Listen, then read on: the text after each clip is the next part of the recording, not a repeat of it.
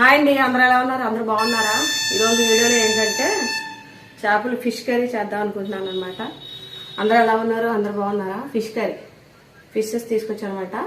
ఇప్పుడు దీనిలోకి మసాలా పట్టుకుందాము. తర్వాత దీన్ని ఎలా మ్యాగ్నేట్ చేయాలి అది చూద్దాము. ఒకసారి చూడండి, నా వేలో ప్రాసెస్లో పల్లెటూరు యాస్లో చేస్తున్నాను అనమాట. చాలా అంటే చాలా బాగుంటుంది. ఒకసారి చూడండి, మొత్తం కలిపి పెట్టుకొని కర్రీ లాస్ట్లో పెట్టుకుంటారు అనమాట. చాలా అంటే చాలా హెల్దీ అనమాట. ఒకసారి చూడండి, ఫిష్ పీసెస్ ఉందనమాట. సో ఇప్పుడు ఏంటంటే దీనికి కావాల్సిన మసాలాలో పట్టుకుందాం అనమాట. చాలా కాలమైంది కదా వీడియో చేయక. వీడియో ఏంటంటే వీడియో చేస్తున్నాను, వీడియో చేసి వర్క్ బిజీ వల్ల కొంచెం రష్గా ఉండి వీడియో పెట్టలేదంటే మాత్రం పెరిగిన వాచ్ అవర్స్ కూడా డౌన్ అయిపోతున్నాయండి. యూట్యూబ్లోకి రాకముందు ఉండాలి కదా ఇదని అనొచ్చు మీరు. సో ఏంటంటే దీనివల్ల ఏదైనా ఉపయోగం ఉంటుంది, ఏమైనా ఇన్కమ్ వస్తుందని చెప్పేసి నేను యూట్యూబ్లోకి వచ్చాను. అంటే నాకు వచ్చే ఇన్కమ్ చాలా తక్కువ. సో ఏదన్నా నా పిల్లలకి కానీ నాకు కానీ హెల్ప్ఫుల్ అవుతుందని చెప్పేసి నేను యూట్యూబ్లోకి వీడియోస్ చేయడానికి రావడం జరిగింది. సో ఇది నాకు హెల్ప్ఫుల్ అవుతుంది అనుకుంటున్నాను. ఏంటంటే వాచ్ అవర్స్ అనేది చాలా తక్కువ ఉన్నాయి. సబ్స్క్రైబర్స్ బాగానే ఉన్నారు కానీ వాచ్ అవర్స్ అనేది చాలా అంటే చాలా తక్కువ ఉన్నాయి. సో మీరు కంపల్సరీగా నాకు సపోర్ట్ చేయండి. వాచ్ అవర్స్ కొంచెం పెరిగితే దాన్ని మానిటైజేషన్ అవుతుంది. సో కొంచెం హెల్ప్ చేయండి, సపోర్ట్ చేయండి. ఒక లైక్ చేయండి. ఒక లైక్ చేస్తే అది 5 మెంబర్స్కి షేర్ అవుతుంది అనమాట వీడియో. సో ఒక లైక్ చాలా అంటే చాలా ఇంపార్టెంట్. ప్లీజ్ లైక్ చేయండి. లైక్ చేయడం వల్ల ఏంటంటే నాకు మంచిగా వీడియోకి సపోర్ట్ అవుతుంది, వాచ్ అవర్స్ అనేది పెరుగుతుంది. ప్లీజ్ ప్లీజ్ సపోర్ట్ చేయండి. ఇప్పుడైతే ఫిష్ కర్రీని ఎలా చేసుకోవాలో నా పద్ధతిలో నేను చూపిస్తాను అనమాట. ఒకసారి చూడండి. Thank you so much. ఇందులో మసాలాలు వేసుకొని చూపిస్తాను అనమాట, ఏమేమి మసాలాలు. సో మిక్సీ పట్టుకుందాం అనమాట.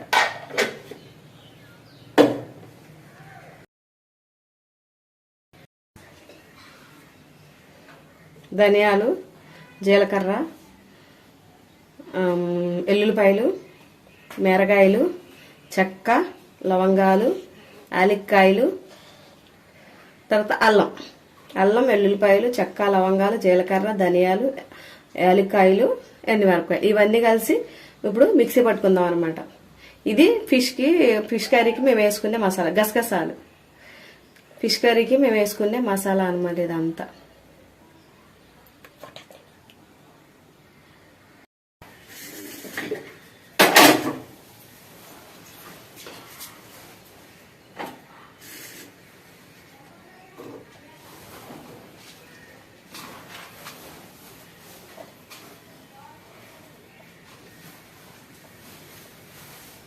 ఇవన్నీ వేసేసుకొని మిక్సీ పట్టుకుందాం అనమాట. ఆ మసాలా ఈ మసాలా వేస్తారు కానీ నేను అలా ఏమైనాను, నేను ఇలాగే చేస్తాను.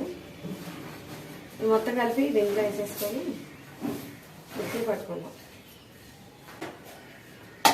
ఇందులో కొంచెం వాటర్ వేయమ్మా. వాటర్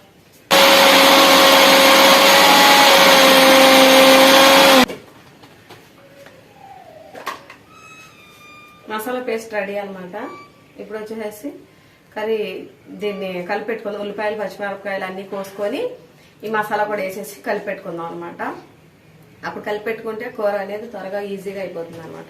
మసాలా పేస్ట్ రెడీ అనమాట. దీనిలో ఫిష్ పీసెస్లో మసాలాలు, ఉల్లిపాయలు, పచ్చిమిరపకాయలు కోసేసాను. ఉల్లిపాయలు, పచ్చిమిరపకాయలు కలుపుతాను. ఉల్లిపాయలు, పచ్చిమిరపకాయలు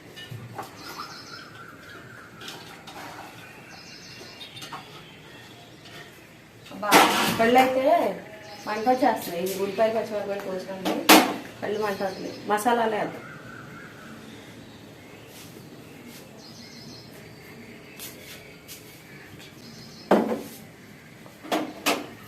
తల్లి హోల్డ్ చేయరు. అది పచ్చిమిరపకాయలు మొత్తం మసాలా మనం ఏదైతే పట్టుకున్నామో ఆ మసాలా. సో ఇందులో ఉల్లిపాయలు, పచ్చిమిరపకాయలు, మనం పట్టుకున్న మసాలా, ఉప్పు,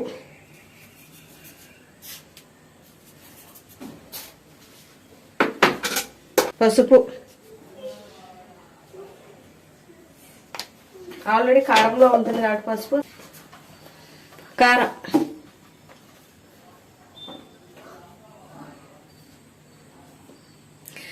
చేపల కర్రీ కాబట్టి నీసు వాసన వస్తుంది కాబట్టి కొంచెం ఎక్కువే పడుద్ది కారం.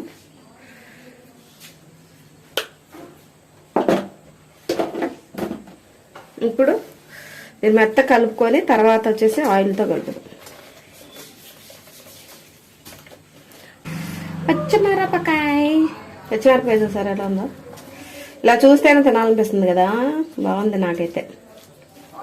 లేదా చూసుకుంటా ఉండేదన్నమాట అలాగా.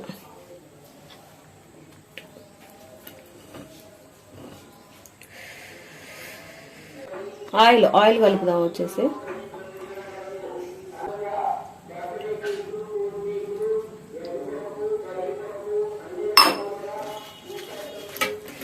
చూసారా, ఇలా మొత్తం కలుపుకోవాలి. మా అమ్మమ్మ గారు ఇలా చేసేవాళ్ళు అనమాట. చాలా అంటే చాలా బాగుంటుంది. ఇంకా కాసేపు పక్కన పెట్టుకుంటే కూడా ఉప్పు కారం దీనికి పట్టుకుంటుంది. చేపల కర్రీ ఎందుకంటే ఒకసారి కలిపేసిన తర్వాత పక్కన అంచులు పట్టుకొని కలుపుతాం కాబట్టి, గట్టి పెట్టాం కాబట్టి ఉప్పు మాత్రం ఇప్పుడే చూసుకొని అడ్జస్ట్ చేసుకోవాలి.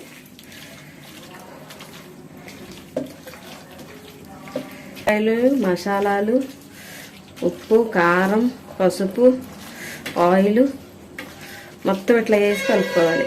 చూసారు కదా, మొత్తం ఫిష్ పీసెస్కి ఉప్పు, కారం, ఇట్లాగే ఉల్లిపాయలు, పచ్చిమిరపకాయలు, మొత్తం ఉల్లిపాయలు, పచ్చిమిరపకాయలు, ఆయిల్ అన్నీ అడ్జస్ట్ చేసుకోవాలన్నమాట. ఇలా మొత్తం ముక్కకి పట్టేటట్టు ఉప్పు కారం సరిపోయిందో లేదో చూసుకోవాలి మొత్తం. ఇది మా అమ్మమ్మ గారు చేసిన వంట అనమాట. చాలా అంటే చాలా బాగుంది. చాలాసార్లు చేశాను నేను. చాలా కొంచెం ఆయిల్ ఎక్కువ పడుతుంది అనమాట, చూసుకొని వేసుకోవాలి. ఎందుకంటే కొంచెం అటు ఇటుగా ఉన్నా సరే నెక్స్ట్ డేకి పనికిరాదు, సర్దివాసన వస్తాయి. చేపల కూర ఎప్పుడు ఎలా అంటే నైట్ వండేసేసుకొని మార్నింగ్ తింటే చాలా అంటే చాలా టేస్టీ ఉంటుంది. ఒక రాత్రి నిద్ర చేస్తే చేపల కూర అనేది చాలా అంటే చాలా టేస్టీగా ఉంటుంది. ఎప్పుడైనా సరే ఈవినింగ్ లో వండుకోండి చక్కగా, మార్నింగ్ కి చాలా అంటే చాలా టేస్టీగా ఉంటుంది. చూడండి, ముందు రోజు ఏం చేస్తానంటే కొంచెం చేప ముక్కలు ఫ్రై చేసేస్తాను అనమాట పిల్లలకి. ఇది నెక్స్ట్ డే అనమాట. ఇది అని చెప్పేసి ఇవన్నీ ఇలా చేస్తున్నాను అనమాట. మొత్తం పక్కన పెట్టుకున్నాను. చింతపండు పులుసు అనమాట, మొత్తం పక్కన పెట్టుకున్నాను. చింతపండు పులుసు కొంచెం ఎక్కువ పడుతుంది. చింతపండు కూడా చక్క చూసుకొని వేసుకోవాలి. చింతపండు పులుసు కూడా రెడీ పెట్టుకున్నాను. చూసారుగా, చేపల కూరకి ఇట్లా ప్రిపేర్ చేసుకుంటే ఈజీ అయిపోతుంది. కర్రీ కూడా త్వరగా అయిపోతుంది. అసలు ఈ వండుకోవడం ఈజీ, త్వరగా చేసుకోవడం కూడా ఈజీ అవుతుంది. చూడండి ఎంత బాగుందో. ఇలా త్వరగా కడాయి పెట్టుకున్నాను. చింతపండు పులుసు వేస్తున్నప్పుడు ఇట్లా స్టీల్ పాత్రలో వండుకుంటేనే చాలా మంచిది. ఎందుకంటే అల్యూమినియం పాత్రలో వండుకుంటే పులుపుకి ఆ యొక్క అల్యూమినియం అనేది ఊడిపోయి వచ్చేస్తుంది. సో అది మనకు కూర ఇలా కదిపినప్పుడు ఏంటంటే మనకి కడుపులోకి వెళ్ళిపోతుంది. కాబట్టి ఇలాంటి పులుపు వేస్తున్నప్పుడు ఎప్పుడైనా ఇలాంటి స్టీల్ పాత్రలో వండుకోండి, మంచిది. చేపలు అనేటప్పటికి చింతపండు పులుసు వేస్తాం కాబట్టి స్టీల్ పాత్రలోనే వండుకోండి, మంచిది. అల్యూమినియం పాత్రలు ప్రిపేర్ చేసుకోండి. ఇలా గీకుతున్నప్పుడు అది ఊడిపోయి వస్తుంది. అంటే అలా అట్టి పెడతాం కదా నైట్, మార్నింగ్ కి అదంతా ఉప్పు అంతా తినేసేసి ఉంటది. ఉప్పు గాని పులుపు గాని తినేసి పాత్ర ఉంటది. అది కదిపినప్పుడు మన కడుపులోకి వెళ్ళిపోతుంది. కాబట్టి ఇలాంటి స్టీల్ పాత్రలో వండుకుంటే మనం 2 days ఉంచుకున్న కర్రీ దీంతో ఏం కాదు. ఆల్రెడీ ముక్కల్లో కొంచెం ఆయిల్ వేసుకున్నాం కాబట్టి కొంచెం వేసుకుందాం. ఆయిల్ ఎగరకుండా ఉండడానికి కొంచెం పసుపు వేసుకుందాం.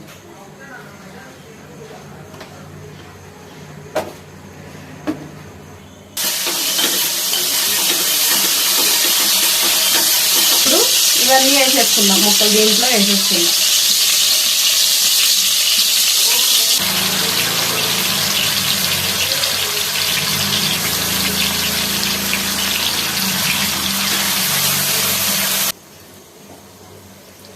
ఇలా పాత్ర అంతా ఇలా కడిగేసేసుకొని ఈ నీళ్లు అందులో వేసేసుకుందాం.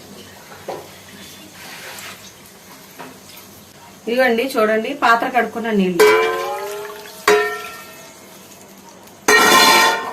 ఒకసారి ఇలా కలుపుదాం. ఇప్పుడే కదా వేసింది, ఇంకేం ఉడకో కదా. ఒకసారికి కొంచెం ఉడకట్టిన తర్వాత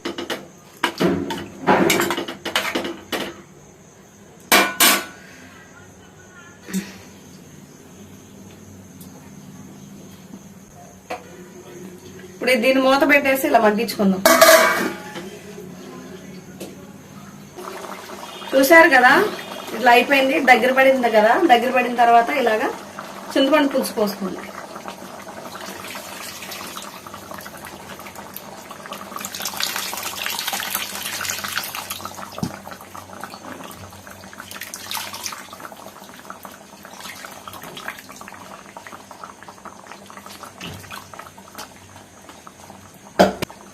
ఇలా తిప్పుకోవాలి.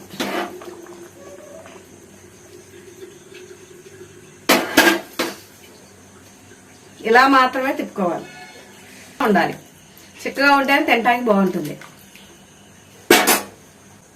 టమాటాలు అలాంటిది ఏమి వేయలేదండి, కొత్తిమీర.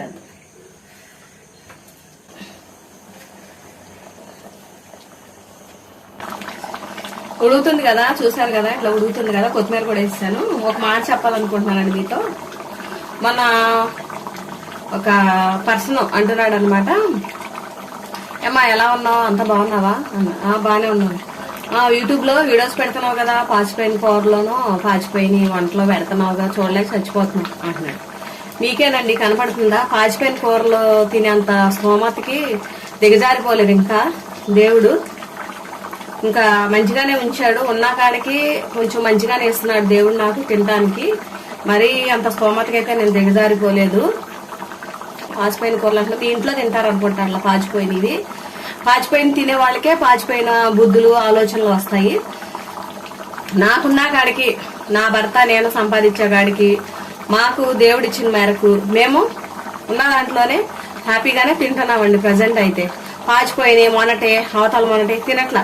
ఒక సమయం వస్తే ఎస్టర్డే యూజ్ చేసుకుంటాము, ఉంటే మీరు ఫ్రిడ్జ్ లో పెట్టుకుని తినట్లేదా, అలాగే తింటాం. అలా అని చెప్పి ఫ్రిడ్జ్ లో పెట్టుకుని తినేది ఎప్పుడు మీకు చూపించలేదే? మీకు ఎప్పుడైనా టేస్ట్ చూపించానా? మీరు మా ఇంటికి వచ్చారా, నా కర్రీస్ తిన్నారా?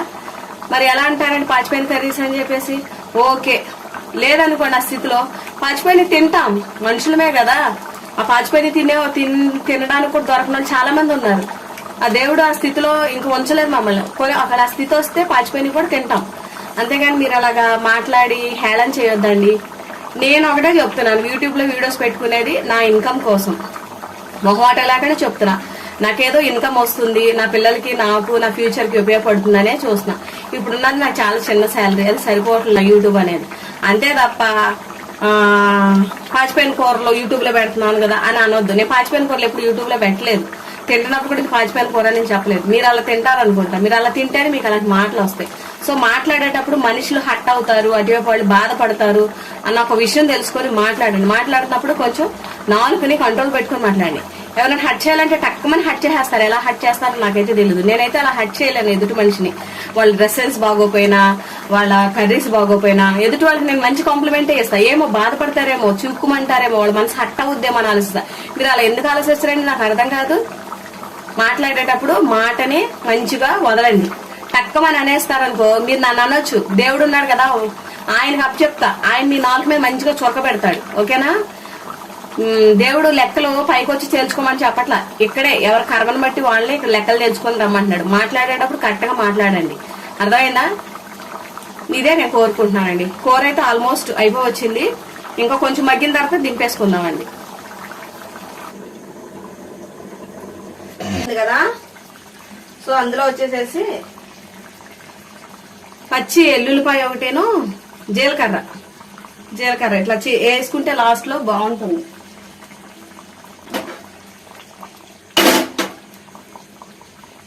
వచ్చింది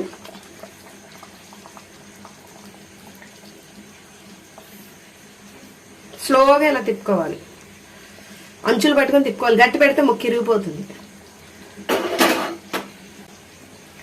స్టవ్ ఆల్మోస్ట్ అయిపోయింది. చూసారా ఆయిల్ పైకి తేలింది. ఆయిల్ పైకి తేలిందంటే ఎప్పుడైనా కూరకి ఒకటే సిగ్నల్, కూర అయిపోయింది, కంప్లీట్ అయిందని అర్థం. చేపల కూర అయితే కంప్లీట్ అయిపోయిందండి.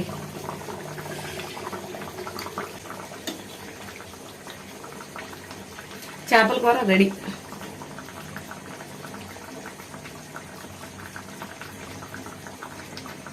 Thank you.